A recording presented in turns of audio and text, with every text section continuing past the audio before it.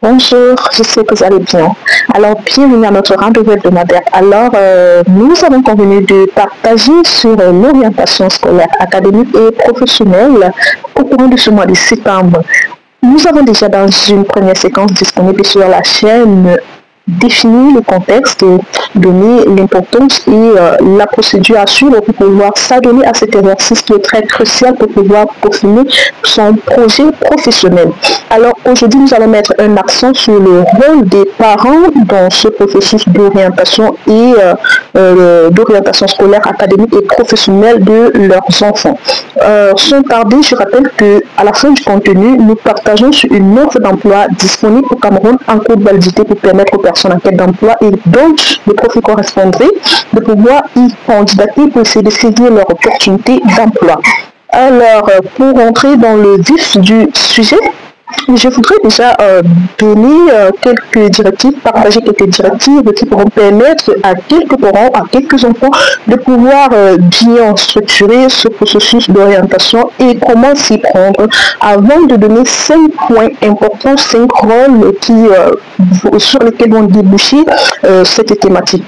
Alors, la première des choses que les parents devront pouvoir faire pour accompagner leurs enfants dans ce processus d'orientation scolaire, académique et professionnelle, c'est premièrement d'instaurer un dialogue ouvert et une bonne communication entre leurs enfants quant à leurs passions, leurs compétences, leurs attitudes. Exemple, par exemple, dès le primaire, les parents doivent pouvoir demander à leurs enfants qu'est-ce qu'on voudrait faire dans l'avenir. Ça donne déjà un pic d'information aux parents qui sera à même de facilement orienter l'enfant quant à ses filets, quant aux activités que l'enfant pourra faire pour pouvoir s'affirmer et se développer dans ce domaine.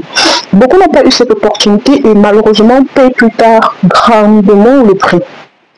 Et la deuxième chose que les parents devront pouvoir faire, c'est de pouvoir encourager les enfants à faire des recherches et eux-mêmes par eux-mêmes faire des recherches pour leurs enfants et faire des recherches sur les filières ainsi que sur les débouchés des filières que leurs enfants choisissent pour qu'ils conseilleront à leurs enfants de pouvoir faire pour ainsi éviter d'avoir cette appréhension, d'avoir fait des études qui, entre guillemets, pour la majorité, ne leur serviront ou alors ne leur servent à rien. Malheureusement, c'est un abus de langage car je le dis toujours, vos études vous serviront à quelque niveau que ce soit.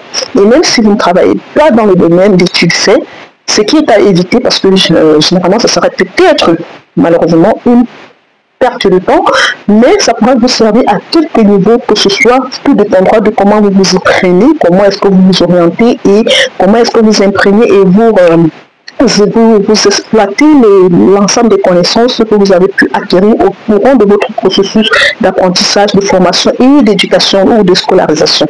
Alors, le troisième élément que les parents devront pouvoir faire, c'est effectivement d'avoir beaucoup de patience envers les enfants, les soutenir en cas, par exemple, d'échec scolaire, parce que vous le savez si bien, c'est pas tout le monde qui aime faire des études pour dire les longs crayons comme dans un langage dans un certain pays ou dans un certain contexte, mais il y a des personnes qui seront orientées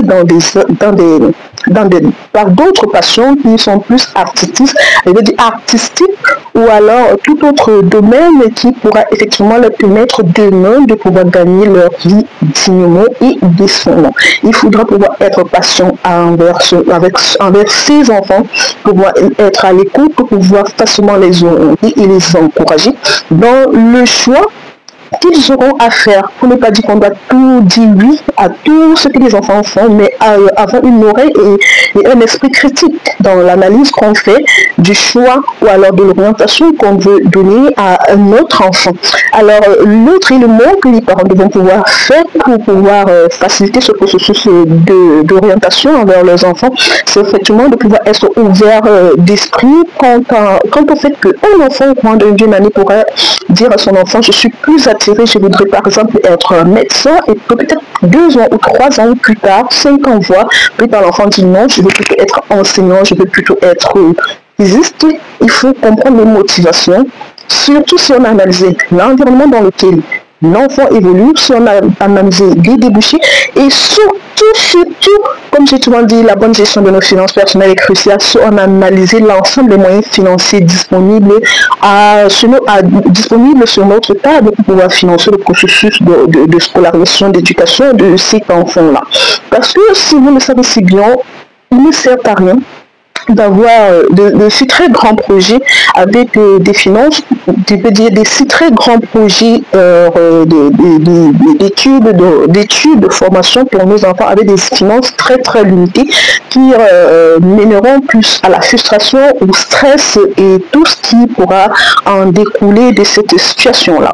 Alors être flexible au choix de ses enfants, orienter l'enfant selon les moyens que l'enfant dispose et voir les différents moyens que les parents peuvent explorer pour pouvoir mettre à disposition de cet enfant les ressources financières dont il ou elle aura besoin dans le processus de sa formation en vue de la peaufination de son projet professionnel. Alors, comme nous l'avons, il y a plusieurs autres thématiques qui vont dans ce sens déjà disponibles sur la chaîne. Alors, pourquoi s'adonner à cet exercice-là? Je vous partage ici 5 points sur lesquels c'est important de pouvoir refaire. La première des choses que cet exercice avec vos enfants ou avec la personne, pour des personnes à un certain âge, il y a des personnes, des enfants qui prennent leur autonomie et qui prennent des décisions de par eux-mêmes et qui assument leurs responsabilités. La première des choses, le premier rôle capital que cela aura, ou alors le premier avantage que cela aura, c'est de pouvoir éviter les réorientations, les risques de réorientation en cours de processus. Parce que par exemple, un enfant aura, s'il n'a pas dès la base une idée, une vision claire de ce qu'il veut, il ou elle veut faire dans la vie, il peut arriver qu'au courant du chemin, il tergiverse et parfois il se voit en train de recommencer le processus. Je ne parle pas de cas où l'enfant aurait été figé, objectif vis-à-vis de son plan et que la réalité du monde professionnel l'amène parfois à se rajuster indépendamment de sa volonté. Là, ce sont des facteurs extérieurs et qui ne sont pas maîtrisables par la personne concernée et donc la personne devrait pouvoir y faire face. C'est différent.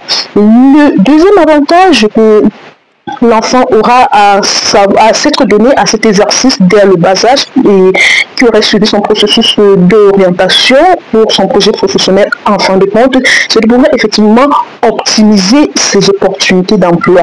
Ce que vous ne savez pas aujourd'hui et que peu de personnes vous diront, par exemple, si vous êtes au Cameroun, pour pouvoir être optimum sur le marché de l'emploi, je mets à part toutes ces personnes que les parents ont déjà préparé le processus et qui savent qu'à la fin des études, ils iront à tel endroit, ils iront à telle porte, ils iront dans tel bureau déposer le dossier, ils iront s'asseoir dans tel bureau. Non, je n'ai pas de ces enfants-là qui n'ont que leur tête, leurs études, leur 10 doigts pour pouvoir travailler. Là, vous devez pouvoir vous dynamiser dans votre formation ou alors dans l'apprentissage de vos connaissances, pour avoir au moins 2 à 3 domaines de compétences ou en matière de métier pour pouvoir facilement vous insérer.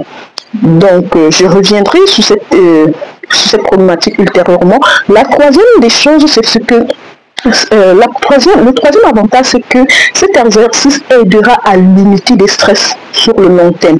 Ça évitera par exemple qu'un enfant qui aurait terminé son processus à la fin d'une maîtrise, d'un doctorat, d'une licence, d'un baccalauréat et qui veut travailler ne sache pas où aller, quoi faire ou comment rédiger une demande. Si l'enfant est préparé progressivement à ce processus, il sait déjà ce qu'il faudra faire, même s'il n'aboutit pas, au moins il sera moins stressé quant à dire je sais que voici ce que j'ai à faire, voici les connaissances que j'ai à développer, voici comment je pourrais procéder et voilà où est-ce que ça pourrait déboucher. Quitte à ce que cela ne soit pas le cas, au moins on aura un processus sur lequel on aura de la motivation pour y travailler.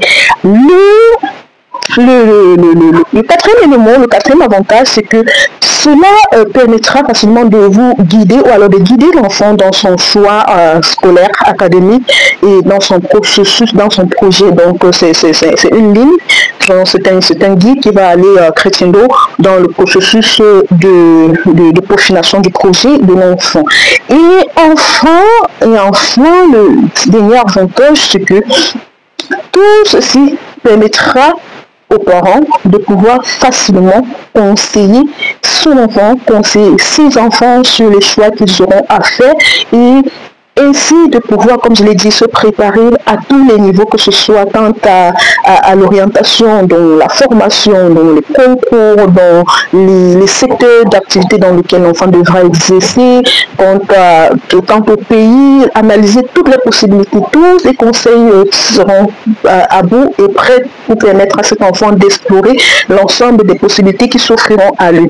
Alors, en ce qui concerne l'offre d'emploi que nous partageons ce jour avec vous, les candidats répondant au profil ont jusque la date du 14 septembre 2025 pour pouvoir candidater à Globe Trading. Le poste est à Douala, Cameroun, pour le poste de comptable. C'est un homme. Malheureusement, il y a eu la discrimination. Nous, les femmes, on n'accepte pas ça. Donc, âgé entre 32 et 42 ans, un bac et une formation universitaire en comptabilité. Une expérience professionnelle de 5 ans, maîtriser les logiciels SLC, SARI et GESCOM.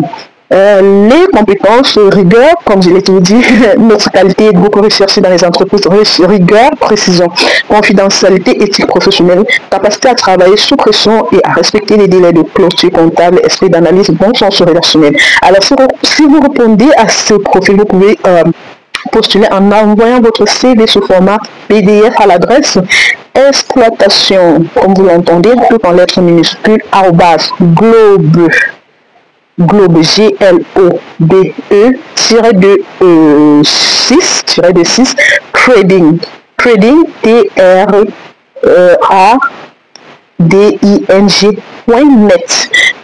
N-E-T. Je pourrais vous recommuniquer cette adresse en commentaire si vous jugez nécessaire, ou alors contacter le numéro de téléphone au Cameroun 00237 680 08 88 97.